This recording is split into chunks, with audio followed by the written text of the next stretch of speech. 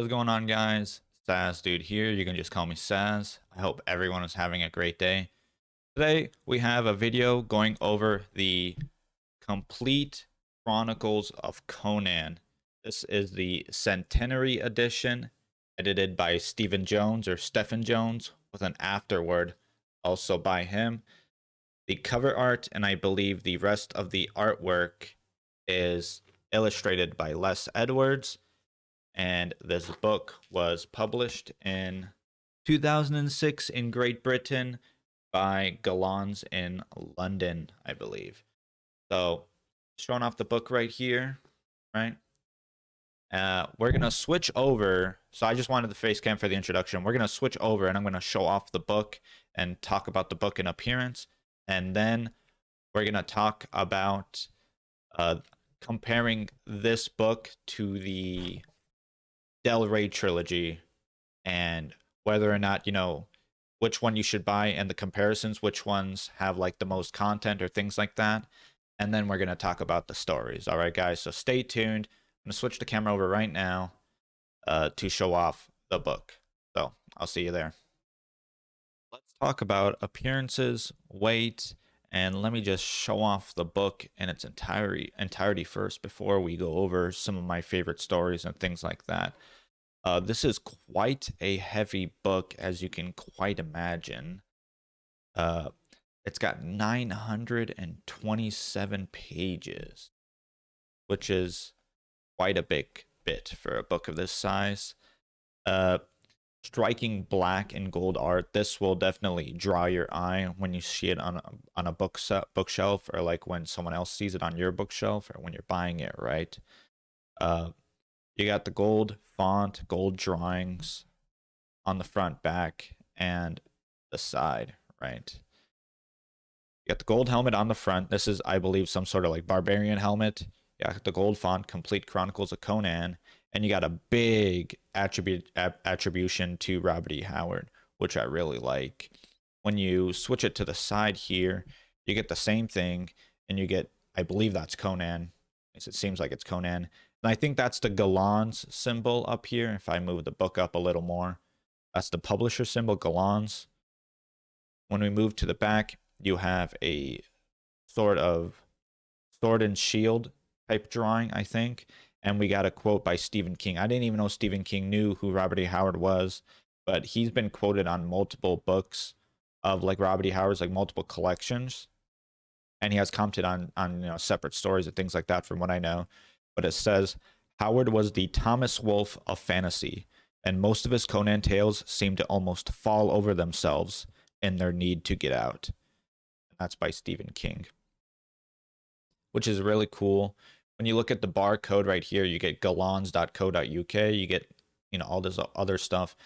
And what I mentioned earlier was cover artwork by Les Edwards. And he also illustrated, I think, the drawings in here. Let me see if I can find like a drawing real quick. He didn't make the map on the front, as you see if you look at that. I believe some of the drawings like that were made by him. I just saw the sword and the shield. Where is? I feel like there's the helmet again. Pencil drawing. It looks like a pencil. Yeah, this beautiful woman on the front here. Yes, and if you take a notice on the back, it says UK 30. Was it euros or? Let me move it up. Euros, or was that Great British pounds? But in Canada, they were selling it for 50, and I believe I bought it for 50 as well. I'd have to double check, but it was around like $43 or maybe $50 off of eBay, I believe it was. It was eBay, or I think I got it from some British website, but I believe it was eBay. I'd have to double check that. I don't think this was ever made available in the US, so you got to buy it from like eBay and stuff like that. And the price has gone up recently in terms of these books, from what I know. So I got lucky and got this early. Same with my Metal Slug books. I got it for like $40 off of some British website, and then you go on eBay and they're selling it for hundreds of dollars. So that's pretty cool. Now that we've gone over Well, I guess I could show. You've seen a little bit of the front here. It's just small, not too small words, but they had to. You'd probably get a bigger font on like the Ray Trilogy or things of that nature, right? It's just page numbers. They tell you the story at the top here, and then they tell you the title of the book, which is good. So you can just skip around, and you can see the top name of the book here. That's pretty much it for showing off the book. Very heavy, lots of pages. Let me do a little bit catwalk with it here. Very cool book. Very well like illustrated. It's got like sort of like a leather feel, you know. Like this isn't embossed or whatever. Like if you take a look at like the Borderlands like cover things, they're embossed. You can feel like it has depth, but it's like a leather or like a, I don't know, a textury type feel. I don't know if you can see it, right? Like on a wallet or something like that. My copy is pretty used, pretty dirty, but that's pretty much it. And I'm going to switch the camera and I'm going to talk about the differences between this and the Ray Trilogy that everyone seems to compare to, and why or why not you may get the Ray Trilogy over this complete collection. All right, so I'll see you there. All right, now that I've showed off the book, let's talk about the differences between, you know, the complete Chronicles of Conan and the Ray Trilogy of books, which they've seemed to be compared the most. Uh, together from the research I've done online, most new fans, especially me when I was getting into Conan, I didn't know what to buy. They would have a hard time deciding which book to buy, this complete all-in-one or the Ray Trilogy. And the trilogy I'm talking about is published by Ray, I think their names are. And it's The Coming of Conan the Cimmerian, Bloody Crown of Conan, and The Conquering Sword, released back in 2003. This Gollancz complete all-in-one is 2006, so 3 years later. And I'll put the pictures up, right? From what I looked up, the only differences, as in quote unquote only, they're kind of big differences to be honest with you, is that between the Rays and the Gollancz all-in-one is that the Rays have higher quality illustrations, quote unquote. I don't know, I haven't seen them. As well as essays and introductions by experts close to Howard or who have studied Howard. Otherwise, the complete Chronicles of Conan and the Ray trilogies are basically the same. From what people say online, they prefer the Rays over the all-in-one due to the essays and the higher quality artwork. And I don't they make it a point that the artwork is hand drawn in Ray in the Ray trilogies, but the artwork by Les Edwards is also like hand drawn. I don't know what they mean by that. But I think it's also the portability factor. Instead of carrying this big 1,000-page book, you can kind of just pick and choose what stories you want to read, and you carry the 1, 2, or 3, whichever Ray you want with you, so it's easier to carry around. This book, to be honest, is quite unwieldy to carry around and to read from my own experiences. And like I said, you can carry around the Rays depending on which story you want to read and which like era of Conan or era of Robert E. Howard you want to read as well. I mean, it's $50. I don't know what you want from this book, to be honest with you. It does have a lower quality binding, but from what I've seen, it seems the Ray trilogy is by and large the definitive edition for the stories, and I can't really compete against that, right? This is a good book if you want them all in one, but if you want better artwork, quote unquote better artwork, and you want more portability, and you want the introductions by the essayists and things like that, which I don't really care much about, but it's whatever, right? You would grab the Rays, but the complete Chronicles of Conan is no slouch either. All right, guys. maybe it'll do like an all-in-one again, where they combine the Rays and the Gollancz edition. There was also the Wandering Star books, I believe, but I haven't done any research on them, and most people don't really talk about those either. So maybe in the future I'll do a video on it. But anyways, let's do a little bit of a deep dive into the stories, right? All right, now that I showed off the book, I want to talk about the stories a little on the inside. I'm not going to do a deep dive on Howard or his history or things like that. I assume you clicked on this video, you know a little bit about Robert E. Howard. You know who Conan the Barbarian is, even if you've only watched the movies or you've played like Conan Exiles. Or just recently, they released a Conan DLC for Jotun Slayer, which I've put about 5 hours into. Game's on sale right now for $10. I bought the Conan DLC for 5. This is not a sponsored segment, but Conan in the game is really cool. And so I'm going with this into these stories as you already kind of know what happens in these stories and who Robert E. Howard is and who Conan is as a character and as an individual. So I'm just going to talk about my favorites and we're going to go from there, right? So, and I'll have images on the side with like artwork by Frazetta or like the cover arts from the books as well to keep you entertained while I talk, right?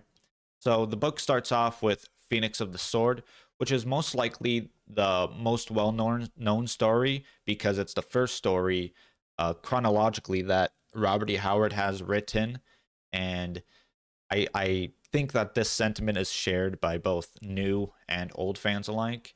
We see Conan in the middle of him being a king, wishing to be a barbarian again. His subordinates and a dark wizard plot to take over the throne and kill him. He sleeps and he's taken to like this chamber where he talks to this old wizard who warns him that dark forces are plotting against him and puts a rune on the sword, a phoenix on the sword, if you will. He wakes up, he's ambushed by his subordinates and the wizard who sends this like demon, the Stygian demon or something like that, who he subverts and kills. Uh, and that's pretty much the entire story. It's a very short story. It's not a very complicated story, but it sets up Conan as a character so perfectly that when you read the other stories, that this Phoenix of the Sword is like a foundation story. Everything that's Conan is built on this story and also helps to justify some of the things he does, like in Hour of the Dragon, which we'll also cover, which is probably the #1 story of all time in all of fiction, right? I did gloss over a lot of things, but that's generally the gist of the story, and that's how I'm going to talk about the rest of the stories, right? So moving on, we have the Scarlet Citadel. That's another classic, 2 bangers in a row. Conan is captured and betrayed by his allies. He's forced to team up with a fellow wizard named Peleus to take back his throne and take back his kingdom, as his allies who betrayed him try to divvy up his kingdom and try to levy taxes and try to run the kingdoms their own way, right? So not much to say here.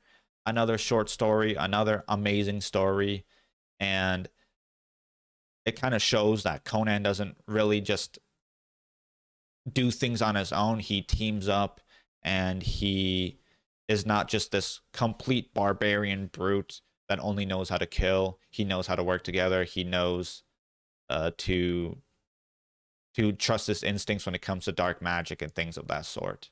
And it shows that he's an actual good king because his subjects love him, right? Now we have Tower of the Elephant. I say that Phoenix of the Sword is the most important, or like Hour of the Dragon is the most important, but Tower of the Elephant, I think, is my personal, like subjective favorite #1 tale of all time. But it's very hard to choose between all of them. Conan story starts off with like Conan in a tavern. They're bragging about like this Tower of the Elephant and how there's like a big gem, a big diamond gem or something like that, called the Heart of the Elephant or the Elephant's Heart, which is hidden inside. He teams up with another thief. I think it's a Numidian thief. I don't remember his name. They climb the tower. Thief dies. Conan kills a spider and he finds an ancient alien not from this world. I forgot what his name was. It's Yog Katoshka. I think his name was Yog something. And that alien is being tortured by the wizard inside because the alien was like teaching him how to like use his like alien magic and things of that sort. The being who, you know, Conan talks to, who's being tortured by the wizard day after day, begs Conan to kill him. Conan kills him, takes his heart, which is the heart of the elephant, and he bids Conan to take his heart and to, say an incantation towards the wizard. Conan does that, kills the alien, kills Yogg, and says the incantation and kills the wizard, and the tower crumbles, having left nothing left. Great story, fantastic story. Uh, the Conan the Barbarian, I think it's the 1977 comic, the original comic run that did this story, is fantastically illustrated. I don't know how it looks in like the Savage Sword of Conan, which is coming through my eBay, through my mail, by sometime next week. But I don't even know if it's in volume 1 of Savage Sword. But Tower of the Elephant, I think, is one of my most favorite, if not my favorite stories. But it's a lot. It's very hard to choose. Now we have another shorter story after Tower of the Elephant, and that's Zuthal of the Dust, or rather, the Slithering Shadow, or the shadow that slithers. I forgot. I think it's Slithering Shadows. I think it's the title.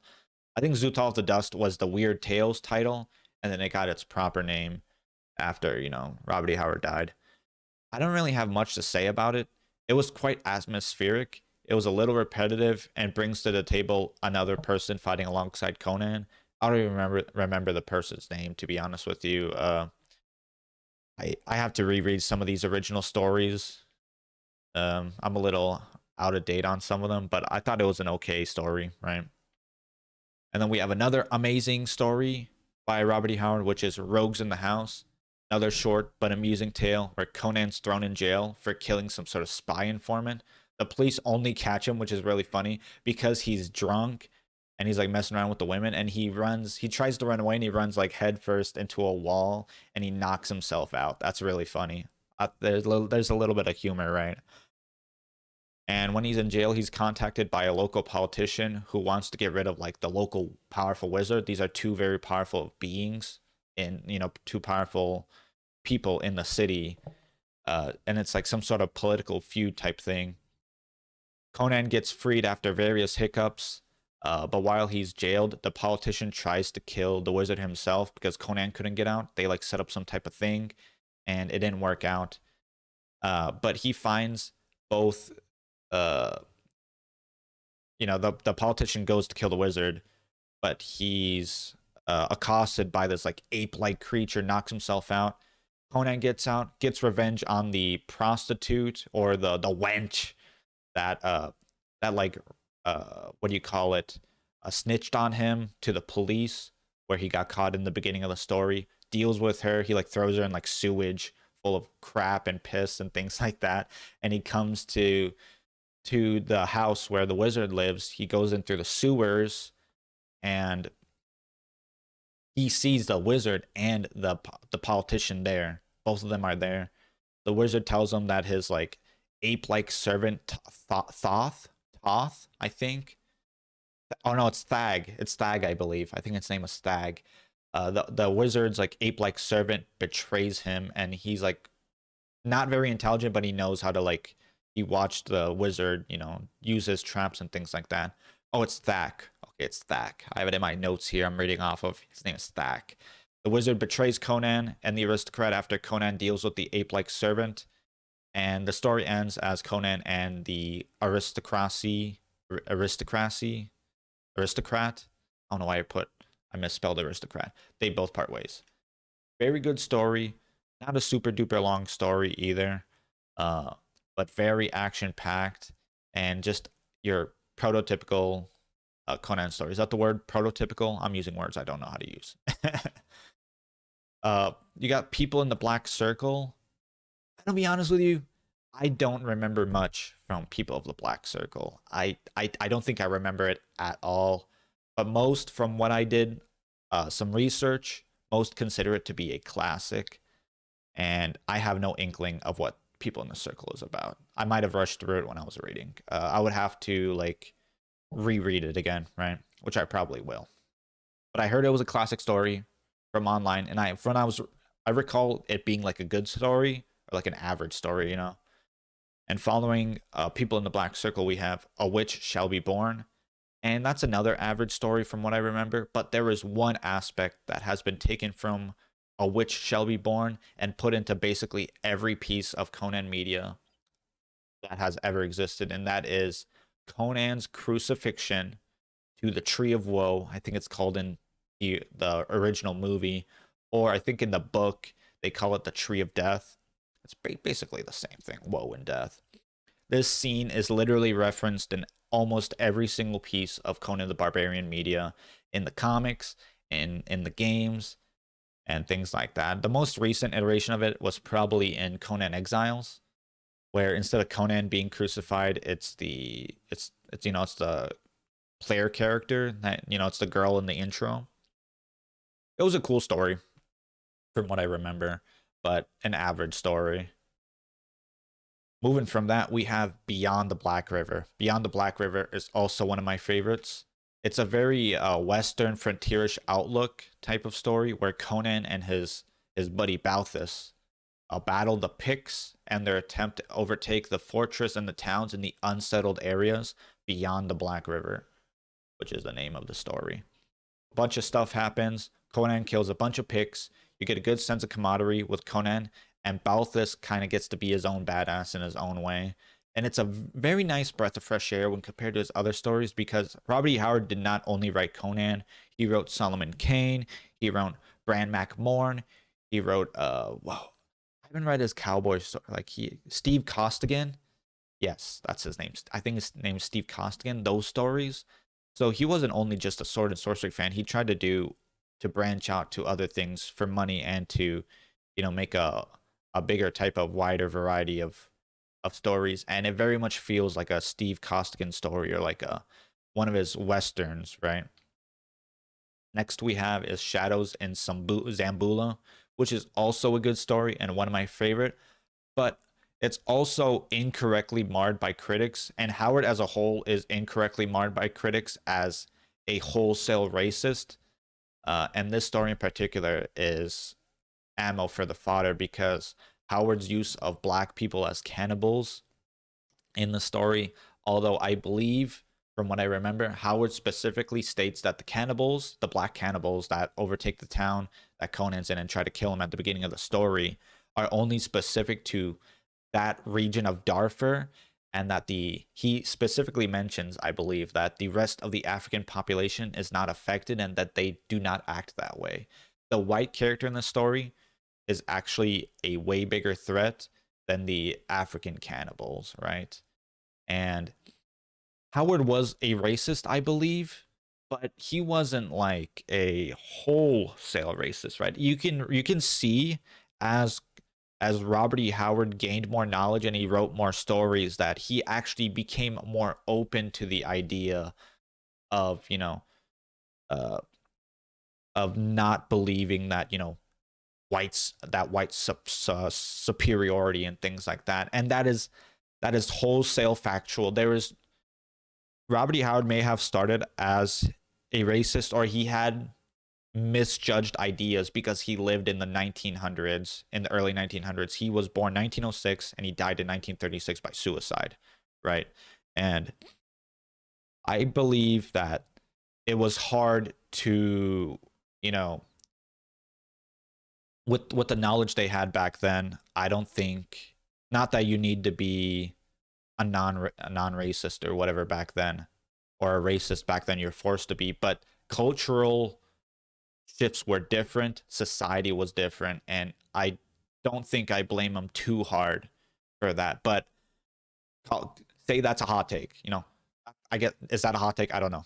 But as factually stated and actually proven by his writings in this catalog of stories, and in Solomon Kane,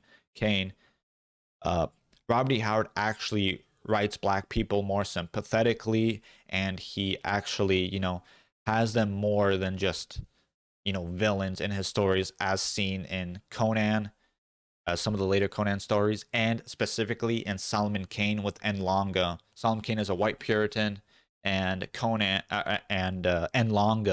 is a black shaman, and they have like some sort of blood brotherhood, right? Yes, he still refers to them as Negroes, or he refers to them with like, monkey-like features, gorilla features. Like, but at the end of the day, as Robert E. Howard grew older, he grew warmer to the idea, and he actually opened his mind more.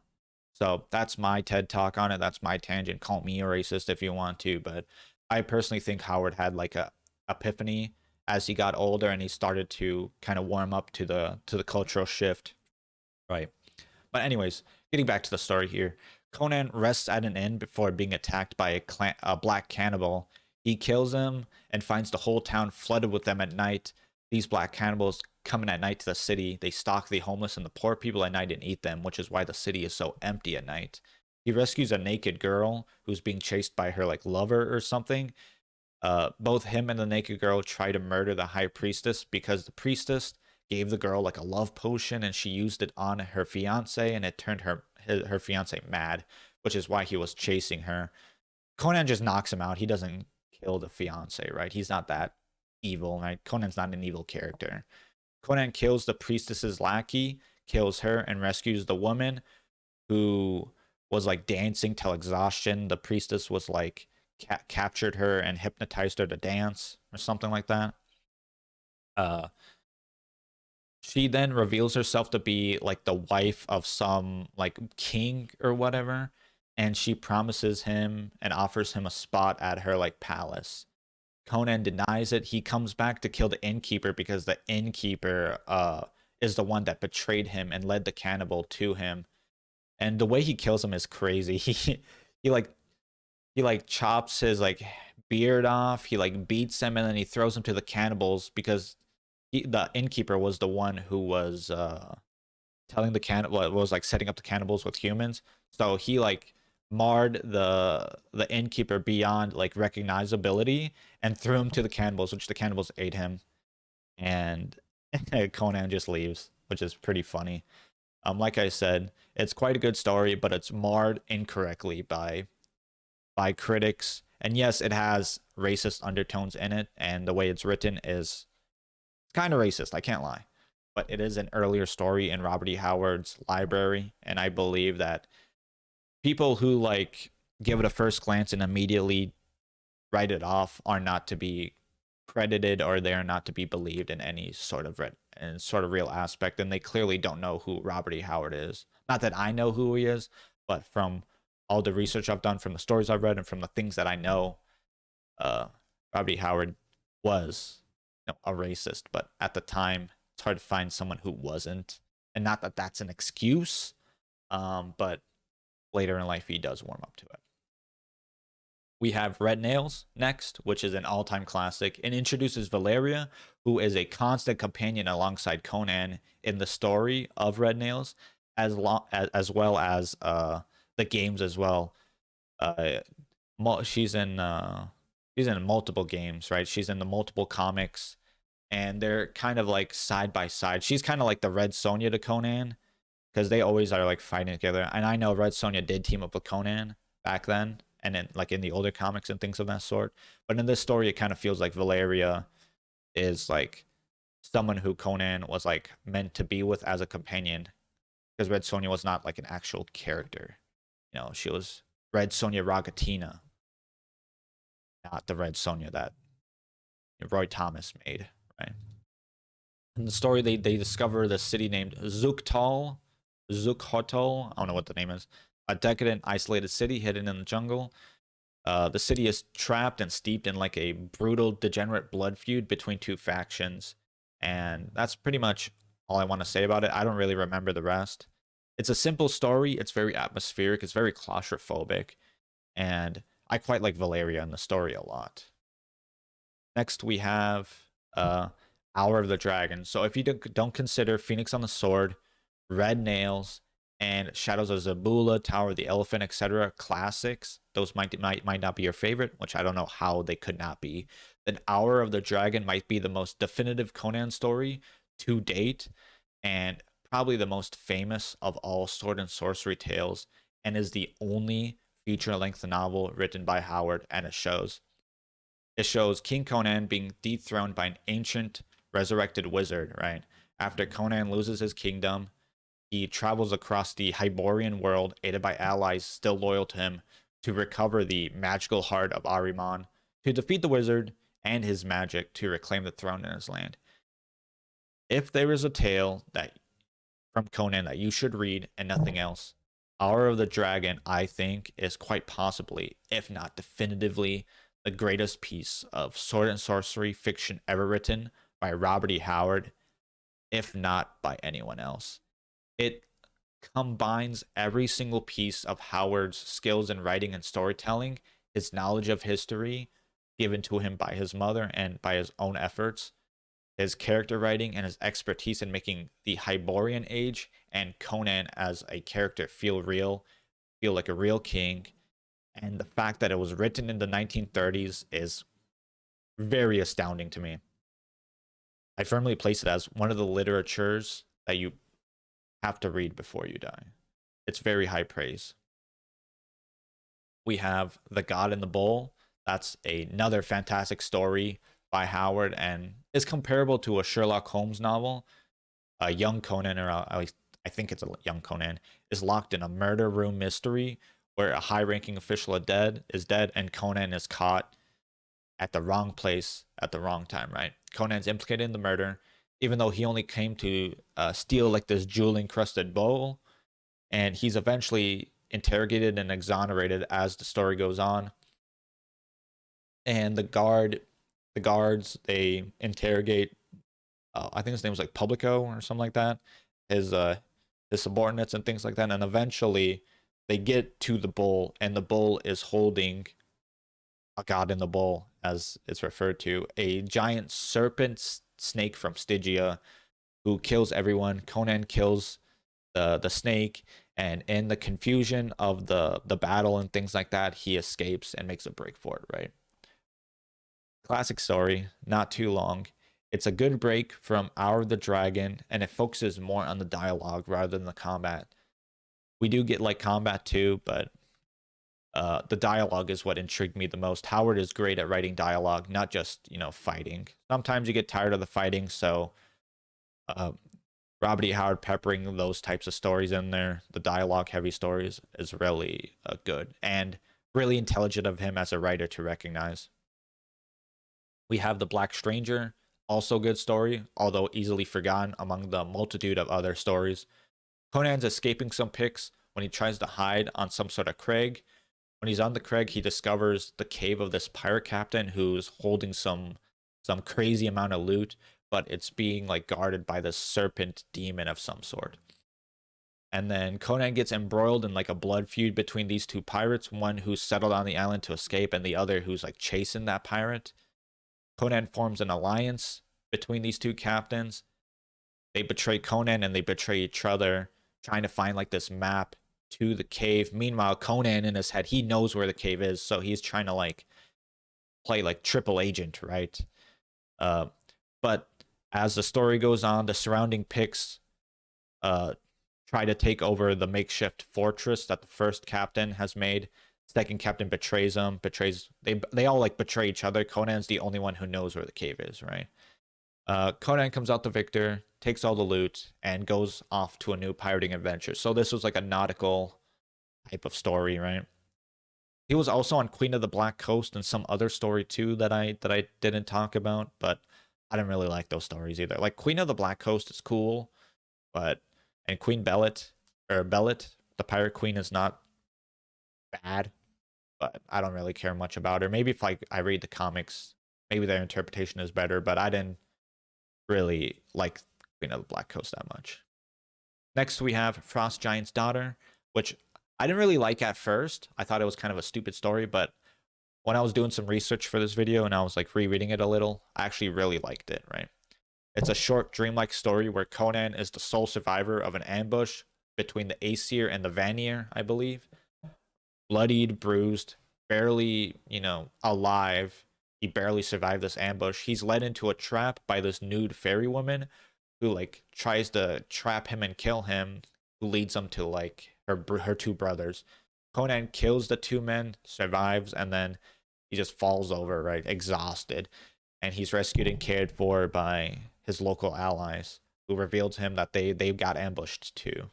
But it's crazy that it's a short story, it's a classic story, and it wasn't even it wasn't even a Conan story to begin with, I believe, because I think when he published it to the Weird Tales publication, the Pulp publication, they didn't think it was like a good enough story, so he just changed the names around.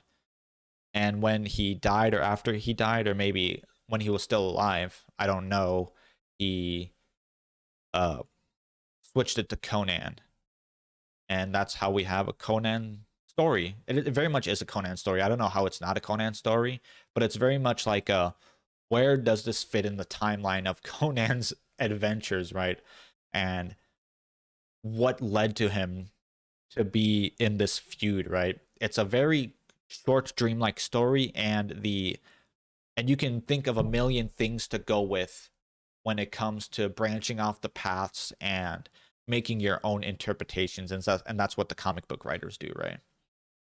Which is its story's strength.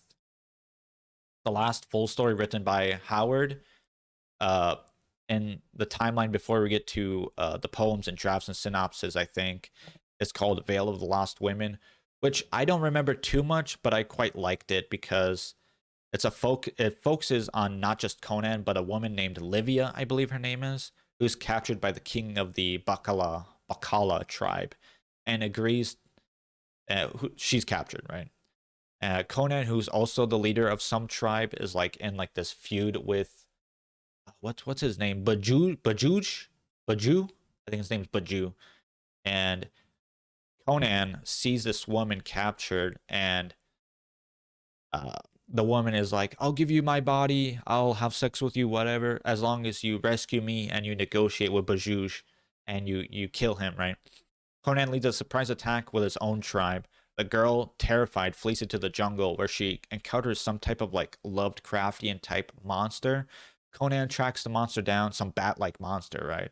Kills the monster, rescues the girl, and she's like, "Okay, you can have sex with me. I can be your consort." But Conan, being the gentleman that he is, he recognizes that the deal was like lopsided, and that she isn't really cut out for like the wasteland or the wilds, and that she is a woman of books, a woman of, the bustling city life. And he takes her to someone who can like take her back to her, homeland, right? And that's pretty much the last story in the book that was like fully written by Howard, I believe. The rest of the entries in the book and Howard's catalog are poems, drafts, synopses, and an afterword not written by Howard. It's written by, let me scroll up here. Stephen Jones, right? But the poems and everything else was taken from Robert E. Howard's estate, or things he left behind after he died. There's also a map that I forgot to mention at the beginning. This was, I believe, written and drawn by Robert E. Howard, and it just shows the Hyborian Age as it is in the book. Very cool. Doesn't show the entire map, I believe, but I wish I want this as a poster. All in all, a fantastic all-in-one collection for those who love Conan. Uh, Actually, I forgot to mention. There's also a introductory. Let me see if I can find it here. So we have an introductory of Hyboria. It's called like the people of Hyboria, like the Hyborian Age, right there. And it just goes through the people of Hyboria and the history and the picks and things like that. So that's pretty interesting. All in all, a fantastic all-in-one collection for those who love Conan and Robert E. Howard's stories on him. If you don't want to bring separate books and don't care much about the illustrations, essays, and such when on the go, the complete Chronicles of Conan might be up your alley instead of the Del Rey's. The binding is a little low quality, and it might be unwieldy and a little difficult to read, but the stories themselves stand on their own and are cheaper, at least currently, to collect than the separate Del Rey trilogies. Because if you try to collect the 3 Del Rey trilogies, it might run you more than $50, depending on where you buy them, what seller you're talking to, or what offers you're looking at, right? I recommend Conan fans of all types to either pick this book up or the Del Rey trilogy for cheap if they can. I wouldn't pay more than like 50 or 60 bucks for this book, and I wouldn't pay more than 50 or 60 bucks for all three, you know, Coming of Conan, Coming of Cenarion, Bloody Sword, and whatever the third one was, I forgot. That being said, I will pick up the Ray trilogies in the future, but it's not a big priority for me right now. Anyways, guys, thank you for watching. Thank you for listening. If you wish to support me and my videos and my artworks, all my payment and tipping links, as well as my social medias, will be in my profile. More videos, more artwork will come regardless. Goodbye for now, guys.